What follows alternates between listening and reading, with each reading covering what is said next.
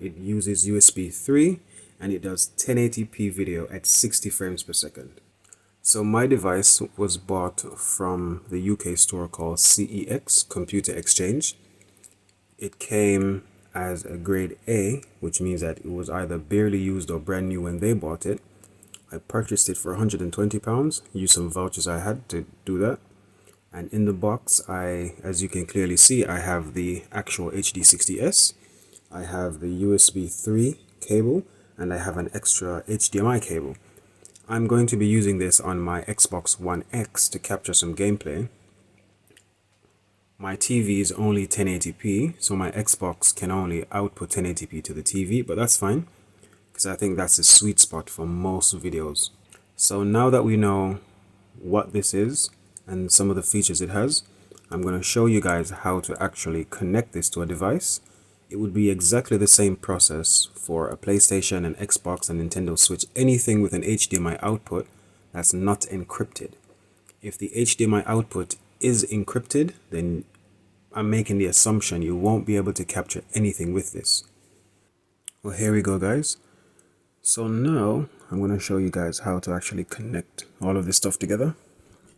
Here's my Xbox One X. I'm going to tilt that up and hopefully it doesn't fall over. Looking from the back, I'm going to plug the HDMI cable into the leftmost HDMI port. The one that says out to TV. The one that says in, I'm going to completely ignore that one. The HDMI cable that came with the Elgato is the one I'm going to use. And it's as easy as plugging that there and plugging this into the Elgato where it says in. Hopefully you guys can see that. It says in right there.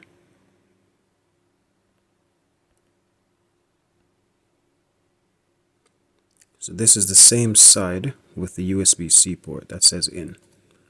I'm going to plug it there. And that's half the job done. The next thing I'm going to need to do is to actually plug my USB-C cable, which is this one here. This is the reversible USB-C cable. This is the same one that plugs into most new Android phones. I'm going to plug that into my Elgato. So here we go. The same side as the HDMI port. Plug in. And that's it, I'm done.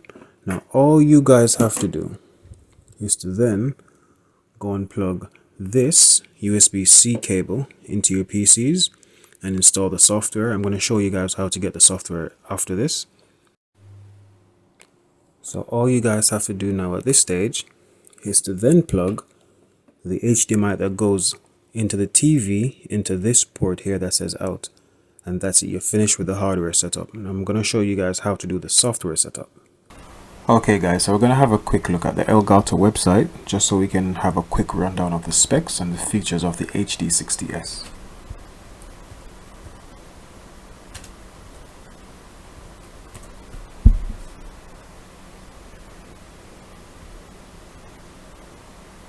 So I'm going to scroll all the way to the bottom so I can see the features. Okay, so it has 1080p 60 frames per second capture. It has instant game view, so you can view it on your laptop screen while you're gaming from the TV, for example. So you could technically not use the TV. It has flashback recording, live commentary, unlimited capture. USB 3, 60 megabytes per second. That's quite decent, I think. Let's have a quick look at the YouTube. So YouTube 1080p 60 frames per second bitrate. So if this offers 60 megabytes per second, let's see what YouTube is accepting for that. So, oh, there we go. That's overkill, because YouTube's maximum bitrate is 9 megabytes. So if that goes up to 60, that's overkill. But what I do recommend is always record your source file. Let's say before you upload to YouTube, your source file, always record on the highest possible bitrate and the highest possible quality and the highest possible frames per second, because YouTube will compress it, and when it is compressed it won't look as great. So if you lower your bitrate initially, it's going to already not look great. Okay, so now that we've looked at the features of the Elgato, I've showed you how to connect it to the Xbox. The process is going to be exactly the same for the PlayStation, the Nintendo Switch, a laptop you might have, anything. The next step is to actually download the software for actually recording the gameplay. So for that, I'm going to click on Downloads here. It's going to ask me to select my device or product. I'm going to click on that. And for me, it's going to be the HD60S. Now, this is a bit misleading in some sense, because I've chosen the HD60S, which cannot record in 4K. However, you can use the 4K utility apparently, but I'm not going to use that one. I'm going to stick to just the game capture one, which is this one here on the right, version 3.7. I'm going to click download, and that should start downloading there. I'm going to come back when this has finished downloading to show you guys the full process.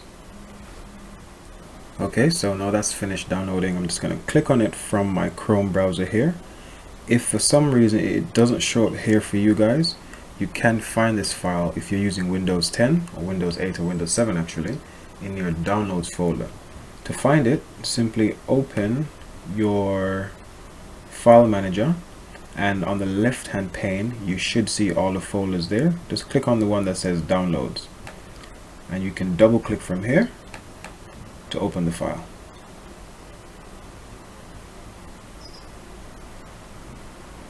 Select next. Feel free to read the EULA, but I'm not going to do that. I'm just going to click next. Yeah, I might as well share the data because I do think it's important for the community to share stuff. Yeah, might as well do this as well. Seems like a handy feature to have.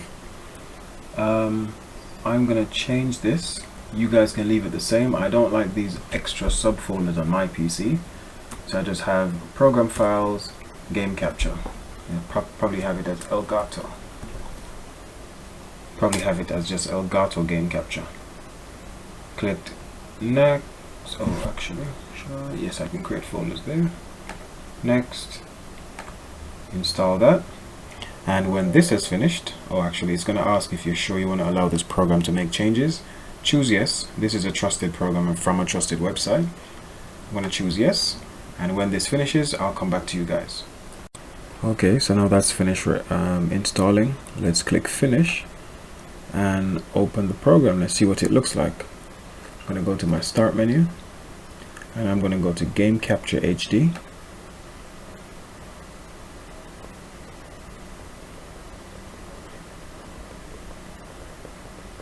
Now I have nothing plugged in, so I'm going to actually go ahead and plug in my Elgato right now and see what happens.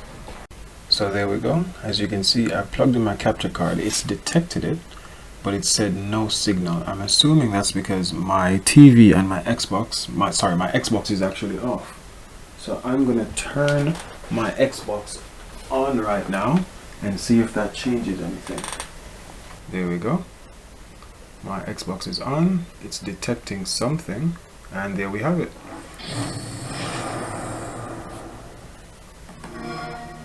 The next stage of this video is going to be me showing you guys the settings I'm going to use for recording my gameplay.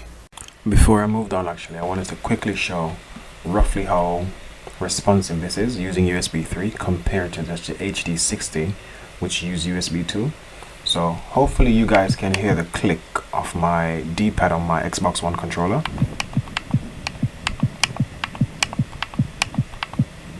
And with the D-pad being pressed, hopefully you can see the movement on my laptop screen. In my opinion, it's instantaneous. So I do think you could possibly play directly from the laptop, so I wouldn't need the TV on at all times, for example. But obviously for competitive online stuff, you do want the best reaction time that you can get. So not great for competitive online stuff, but if you're doing local play, you're playing by yourself, doing campaign mode, and you don't need the TV on because you're recording anyway, this could be an amazing option. Okay, so here I am in the Elgato program again, and my Xbox display is being shown here. That audio you're hearing is actually HDMI audio from the Xbox itself.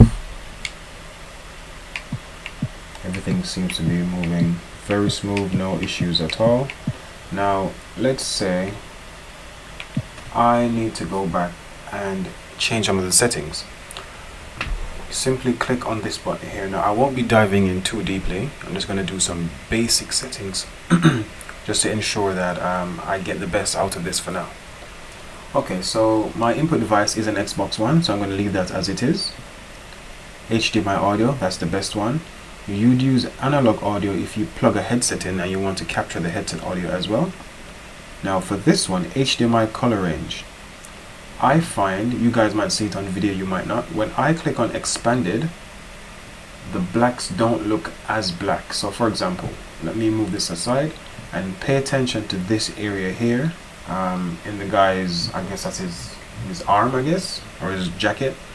When I click on expanded, it doesn't look as dark to me. It looks a bit washed out. So when I leave it as standard, it looks a lot better. So I'm actually going to leave that on, leave it on standard, so I can get the best quality video, I guess. I'm going to say HD 1080, so that's full HD right there. I'm going to put this slider up to about there, and I'm also going to allow for this to allow 60 frames per second. Now it does have this pop-up that says your PC might not be quick enough to record at 60 frames per second, but I know that mine is. I have a Dell XPS 15 9570, 16 gigabytes of RAM, a 6-core processor, and I think a 500 gigabyte SSD, M.2 SSD. So I think mine should be okay. So I'm going to click don't reduce, and that should give me the 60 frames per second capability. Right? And for this one, convert standard definition to, I wouldn't even touch any of this because I would never record in standard definition anyway. Right? And then when I go to picture, I'm going to leave all of this just the way it is. Audio, I won't touch anything there. Profiles, I might as well save this as my Xbox One X profile, so if I do have to change consoles, I can simply come in here, load that profile, and I'm good to go.